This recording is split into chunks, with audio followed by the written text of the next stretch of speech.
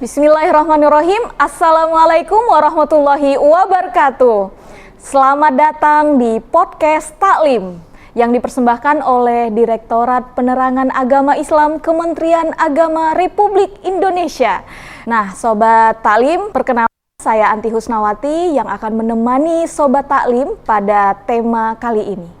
Pada kali ini kita langsung berada di Bali dan sudah ada di hadapan kita Bapak Kabak TU Kanwil Kementerian Agama Provinsi Bali, Bapak Dr. Haji Syarif Hidayatullah. Kita sapa terlebih dahulu. Assalamualaikum Pak. Waalaikumsalam warahmatullahi wabarakatuh. Sehat ya Pak ya? Alhamdulillah. Oke Pak. Ya. Nah kita tema kali ini kita akan membahas terkait komunitas beragama di Bali nih Pak. Nah mungkin kita akan lebih ke majelis taklim terlebih dahulu. Di sini kalau kita lihat umat beragama di Bali itu hidup berdampingan, harmonis dan menjunjung tinggi toleransi. Nah, pertanyaannya Pak, kenapa sih bisa tercipta toleransi yang sangat kuat di Bali, Pak? Terima kasih Mbak. Ya, jadi secara umum memang di Bali penduduk umat terbesar itu adalah yang pertama adalah Hindu, yang kedua Muslim ya, ada di beberapa wilayah seperti di Jembrana, di Buleleng, Karangasem dan sebagainya, dan disusul oleh pemeluk agama lain. Jadi memang sejarah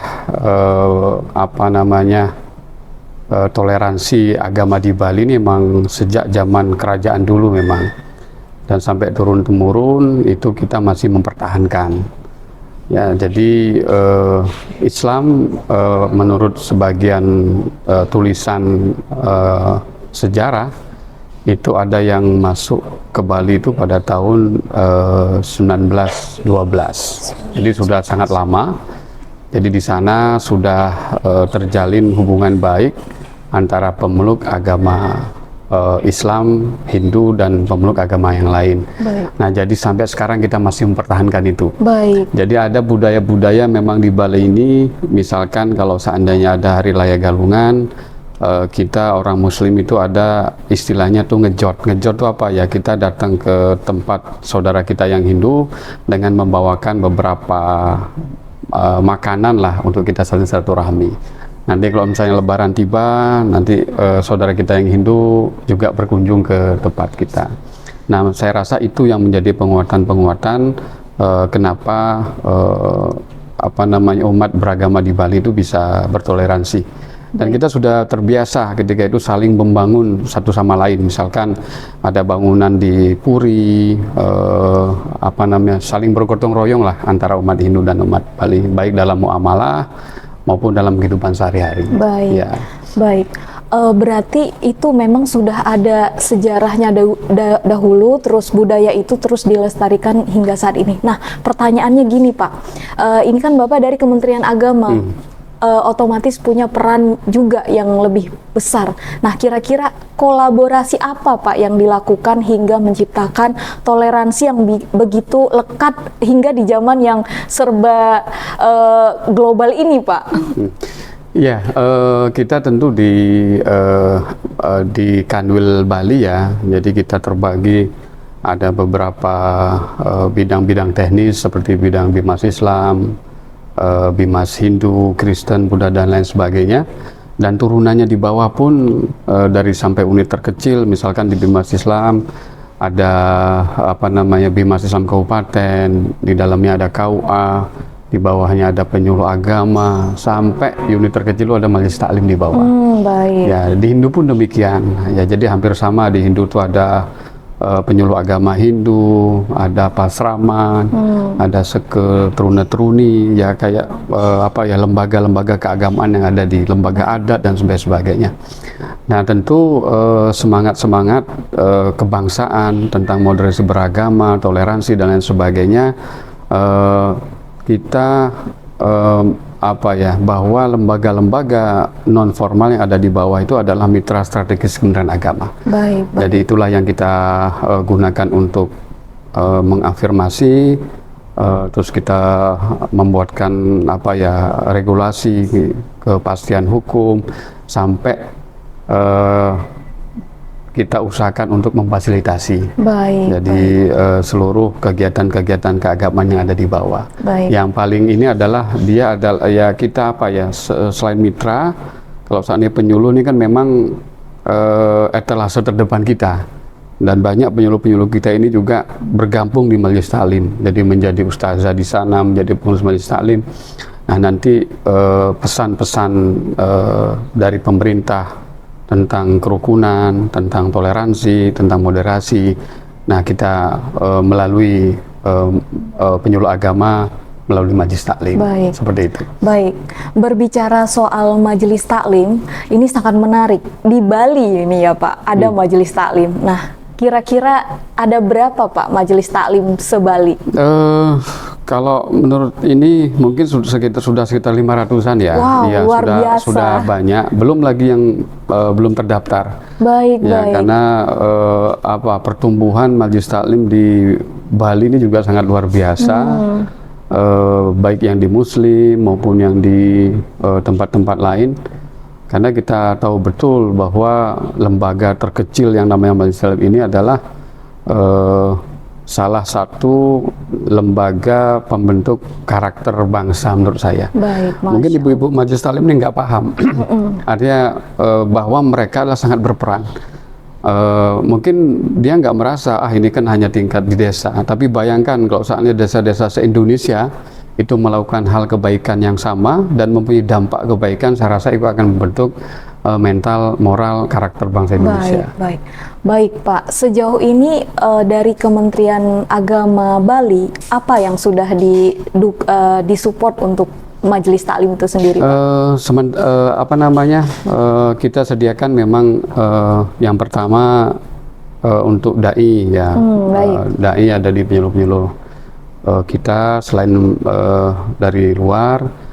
Yang kedua kita juga mengadakan lomba-lomba Majelis Taklim ya, baik itu nanti berupa taklim maupun nanti berupa kesenian Islam, itu semuanya dari Majelis Taklim, tentu dengan lembaga-lembaga yang berbeda, tapi support kita ada di situ, termasuk operasional walaupun tidak banyak. Masya Allah, iya. Dan di beberapa daerah juga kita sudah sinergikan dengan kepala-kepala daerah, jadi untuk memfasilitasi majelis-majelis taklim yang ada di kabupaten. Masya Allah, sangat luar biasa dukungan dari Kanwil Kementerian Agama Provinsi Bali, dan ini menunjukkan bahwa ada dukungan yang sinkron ya Pak ya, yang dari pemerintah juga komunitas umat beragama di Bali.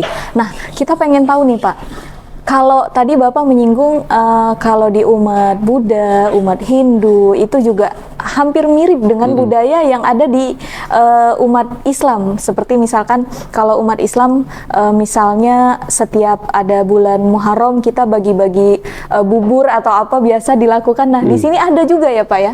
Ya, jadi kalau lembaga keagamaan, saya rasa di semua lembaga agama itu ada lembaga-lembaga keagamaan ya. Ya, jadi teman-teman Hindu sama, jadi teman-teman Hindu juga di sana ada Pasraman. Jadi Pasraman ini memang lembaga keagamaan Hindu yang seiring waktu sekarang itu juga sudah mulai berkembang di Bali. Dan kita akan dorong juga, agar nanti keberadaannya itu sama lah seperti pondok-pondok pesantren yang ada di Indonesia. Karena saya rasa memang kalau kita memang berbicara dengan orang yang paham agama, gitu ya, saya rasa dengan agama apapun itu kan akan nyambung ya.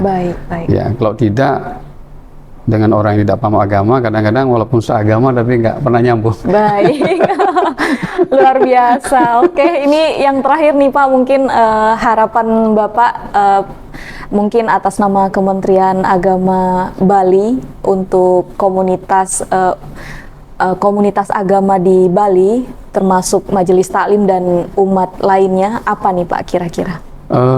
Harapan ke depan ya, jadi memang agama ini sebagaimana yang disampaikan ya oleh Bapak Menteri, itu adalah merupakan stabilator ya, Artinya agama ini memang alat untuk kerukunan juga oke, tapi kadang-kadang bisa dipakai untuk alat pemecah belah umat, gitu ya.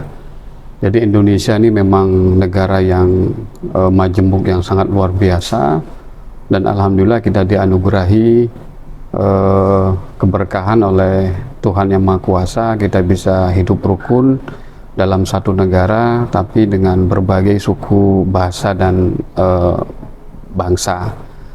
Nah, harapan kita mudah-mudahan ya melalui Kementerian Agama ya, walaupun tidak semua bisa kita fasilitasi, tapi kita pastikan dari tahun ke tahun kita akan terus mengadakan inovasi dan perubahan tentang layanan, dan tetap terus bersinergi baik Muslim, Hindu, dan agama-agama yang ada di Bali. Kita bersama-sama menjaga kerukunan di Bali. Baik. Karena kita tahu Bali ini adalah jendelanya Indonesia, gitu Mbak ya. Jadi hal apapun terkecil di Bali itu nanti isunya ada di negara lain, Mbak. Betul. Tapi ini sangat luar biasa Bali untuk menjaga kerukunan umat beragama, dan moderasi beragamanya sangat kuat ya Pak ya. Tadi sudah dipaparkan juga sama Bapak Syarif bahwa moderasi beragama itu ternyata sudah sejak zaman dahulu kala, sudah sejak dulu ya Pak ya, mengakar kuat di masyarakat dan mendarah daging ya Pak ya. Bisa dibilang baik. begitu. Bahkan pemerintah juga termasuk Kementerian Agama sangat mendukung peran penting dan sangat mengapresiasi peran penting Majelis Taklim. Dan kita tahu bahwa tadi Pak Syarif juga memaparkan bahwa Majelis Taklim di Provinsi Bali itu 500 lebih itu yang terdata, dan masih banyak yang belum terdata. Baik Sobat Taklim, kita akan jumpa kembali di episode-episode lainnya yang tak kalah menarik dan juga dengan narsum yang berbagai macam latar belakang. Dan khususnya hari ini kita ada di Bali, kita sengaja nih Pak ke Bali untuk berbicara soal Majelis Taklim. Baik Sobat Taklim, saya Anti Husnawati. Wassalamualaikum warahmatullahi wabarakatuh.